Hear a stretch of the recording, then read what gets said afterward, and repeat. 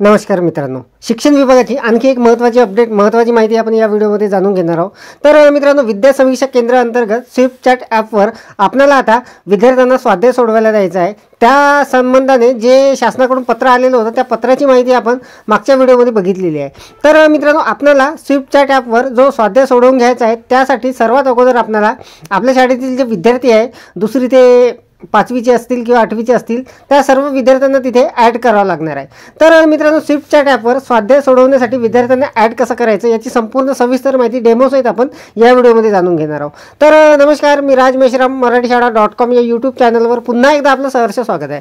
मित्रांनो, Swift chat ॲपवर स्वाध्याय सोडवण्यासाठी विद्यार्थ्यांना ॲड कसं करायचं याबाबत बऱ्याच आपल्या बांधवांचे कॉमेंट्स आले होते। तर त्या संबंधाने आपण या व्हिडिओमध्ये संपूर्ण माहिती जाणून घेणार आहोत। नेमकं आपण त्या विद्यार्थ्यांना ॲड कसं करायचं, अत्यंत महत्त्वाचा व्हिडिओ होणार आहे, त्यामुळे व्हिडिओला स्किप न करता पूर्ण बघा। चॅनलवर जर नवीन असाल तर चॅनलला सबस्क्राईब करायला विसरू नका आणि व्हिडिओ जर आवडला तर व्हिडिओला लाईक व शेअर करा। चला तर मग सुरू करूया।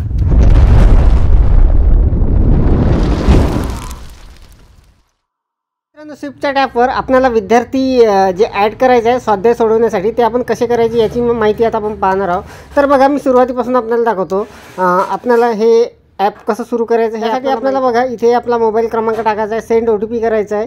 आपल्या मोबाईल क्रमांकावर एक OTP येणार आहे आणि तो OTP आल्यानंतर आपलं ॲप हे सुरू होणार आहे। तर बघा, आपलं जे ॲप आहे स्विफ्ट चॅटचं, यामध्ये अशा पद्धतीचे हे 3 जे टॅब आहे ते आपल्याला दिसणार आहे। कारण मित्रांनो, आपल्या 3ही टॅबवर आता आपलं काम चालू आहे प्रॉपर। जसं हे स्मार्ट उपस्थिती आहे, यावर आपण विद्यार्थ्यांची जे हजेरी आहे ते भरत आहोत। पॅट महाराष्ट्रामध्ये आपण जे मूल्यमापन करत आहोत, म्हणजे संकलित मूल्यमापन असेल किंवा पायाभूत चाचणीचे गुण असेल ते भरत आहोत आणि स्वाध्यायामध्ये आपल्याला विद्यार्थ्यांकडून स्वाध्याय सोडवून घ्यायचा आहे। तर याचे प्रत्येक व्हिडिओ आपण बघितलेले आहे। तर मित्रांनो, स्वाध्याय हे जे टॅब आहे यामध्ये आपल्याला विद्यार्थ्यांकडून स्वाध्याय सोडवून घ्यायचा आहे। तर त्यासाठी सर्वात अगोदर आपल्याला विद्यार्थ्यांना तिथे ॲड करावं लागणार आहे। तर त्यासाठी बघा, यावर जर आपण क्लिक केलं तर अशा पद्धतीचं इथे इंटरफेस येणार आहे आपल्या समोर। तर बघा, इथे कृपया विद्यार्थ्याचे नाव टाईप करा आणि पाठवा असं इथे लिहून आलेलं आहे। तर आपल्याला त्या विद्यार्थ्याचं, जर आपले विद्यार्थी अजूनपर्यंत ॲड नसतील तर तिथे विद्यार्थी ॲड करावे लागणार आहे। तर मित्रांनो, माझ्याकडे हे सरळ समोर गेलेलं आहे। तर बघा, सुरुवातीला आपल्याला इथे ही जी स्टेप आहे ती इथून सुरू होणार आहे। कृपया तुमच्या शाळेचा कोड टाईप करा इथून। त्यानंतर आपल्याला आपल्या शाळेचा कोड टाईप करायचा आहे, आपल्या शाळेचं नाव पूर्ण येणार सेंड करणार आहे। तर बघा, इथे शाळेचं नाव पुन्हा आलेलं आहे। तर तीच प्रोसेस आता पुन्हा सुरू झालेली आहे। तर बघा, होय ही माझी शाळा आहे, यावर मी क्लिक करणार। आता इथे बघा, इयत्ता आलेलं आहे। आपल्याला इयत्तेनुसार ते विद्यार्थी तिथे ॲड करावे लागणार आहे। तर सर्वात अगोदर मी 4थीचे विद्यार्थी ॲड करून घेतो। त्यासाठी बघा, 4था वर्ग टाईप केल्यानंतर कृपया विद्यार्थ्याचे नाव टाईप करा आणि पाठवा असं तिथे आलेलं आहे। तर इथे मी एका विद्यार्थ्याचं नाव टाईप करून घेणार आहे। तर इथे मित्रांनो बघा, मी आता इथे इयत्ता 4थीचं जे सिलेक्ट केलं आणि तिथे त्या विद्यार्थिनीचं फक्त नाव टाईप करून तिथे समोर सेंड केलेलं आहे। तर बघा, तुम्ही प्रविष्ट केलेल्या सर्व विद्यार्थ्यांचा शोध घेत आहे, त्यांच्या नावात ही अध्यक्षरे आहेत। तर बघा, श्रुती अशोक कुमोटे अशा नावाचं ह्या विद्यार्थिनीचं नाव इथे आलेलं आहे।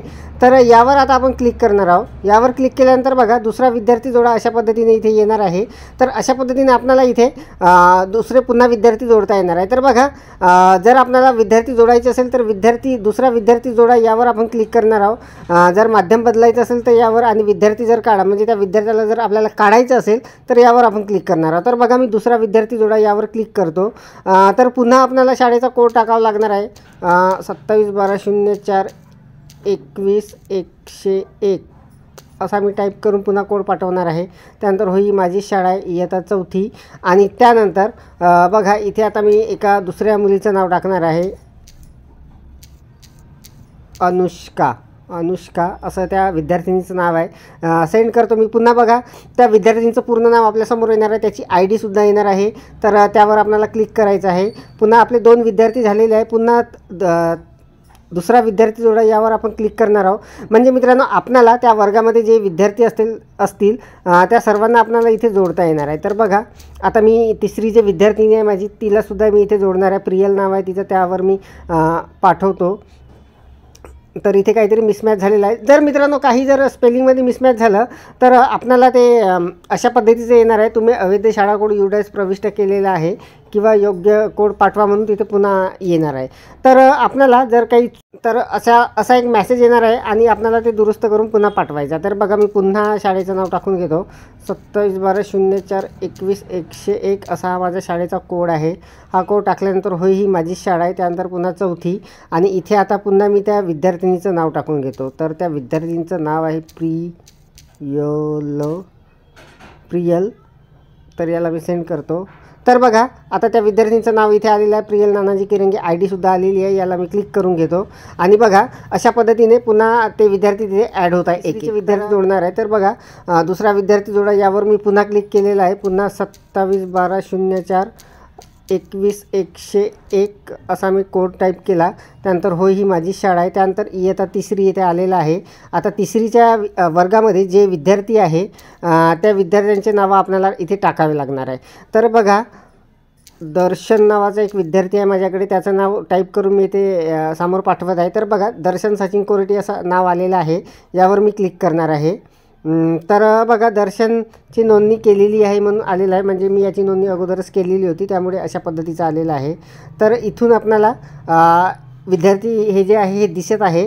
तर पुन्हा आपल्याला जर विद्यार्थी जोडायचे असतील तर त्याच पद्धतीने आपल्याला जोडता येणार आहे. आता मित्रांनो यामध्ये बघा दुसरं जे ऑप्शन आहे विद्यार्थी काढा किंवा शिक्षणाचे माध्यम बदला, याचीसुद्धा माहिती पाहू. तर बघा विद्यार्थी काढा यावर जर आपण क्लिक केलं तर आपल्याला अशा पद्धतीची एक यादी दिसणार आहे, आपण जेवढे विद्यार्थी ॲड केलेले आहेत त्या विद्यार्थ्यांची. आणि इथून आपल्याला जर एखाद्या विद्यार्थ्याला काढायचं असेल तर मी खाली आलेला आहे याला सेंड करणार आहोत आपण. तर बघा अशा पद्धतीचं एक इंटरफेस येणार आहे. तुम्ही मोबाईलमधून काढू पाहत असलेल्या विद्यार्थ्याचे नाव काळजीपूर्वक वाचा. श्रुती अशोक कुंबटे क्लास 4 या विद्यार्थ्यांना काढून टाकू इच्छिता. होय मला खात्री आहे यावर आपल्याला क्लिक करायचं आहे जर काढायचं असेल, किंवा नसेल काढायचं तर नाही करायचं आहे. तर बघा होय मला खात्री आहे असं मी करणार आहे आणि निवड झालेल्या विद्यार्थ्या मोबाईलमधून काढून टाकण्यात आलेले आहे असा मेसेज तिथे आलेला आहे. तर नेक्स्ट करून पुन्हा आपण समोर जाणार आहोत. तर बघा आता त्या यादीमध्ये आपल्याला त्या विद्यार्थिनीचं नाव दिसत नाही आहे, म्हणजे ते विद्यार्थी आपण इथून काढून टाकलेले आहे. तर शिक्षणाचे माध्यम बदला यावर जर आपण क्लिक केलं तर अशा पद्धतीचं येणार आहे. इथून आपल्याला माध्यम चेंज करता येणार आहे. तर मित्रांनो स्वाध्याय हे जे आहे स्विफ्टच्या टॅबमध्ये आपल्याला जो विद्यार्थ्यांना स्वाध्याय सोडून घ्यायचा आहे त्यामध्ये आपल्याला विद्यार्थ्यांना ॲड कसं करायचं याची माहिती आपण या व्हिडिओमध्ये जाणून घेतलेली आहे. अपेक्षा आहे आपल्याला माहिती समजलेली असेल, व्हिडिओ आवडलेला असेल. व्हिडिओ जर आवडलेला असेल तर व्हिडिओला लाईक करा, शेअर करा आणि माझ्या मराठीशाळा.com या यूट्यूब चॅनलवर जर नवीन असाल तर चॅनलला सबस्क्राईब करायला विसरू नका. पुन्हा व्हिडिओ असाच एका नवीन माहितीसह नवीन अपडेटसह. तोपर्यंत धन्यवाद.